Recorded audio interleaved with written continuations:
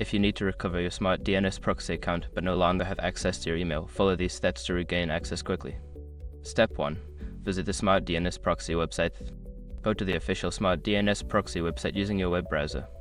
Look for the Login or Account Recovery section on the home page.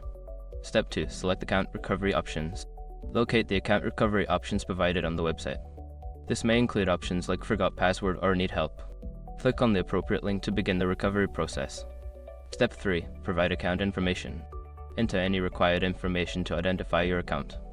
This may include your username, phone number, or any other details associated with your account that can help verify your identity. Step 4. Contact customer support. Secure your accounts before moving on. People seriously underestimate how often personal information gets exposed online now. Use SROP to monitor your accounts 24/7 and get notified immediately if your data gets leaked somewhere.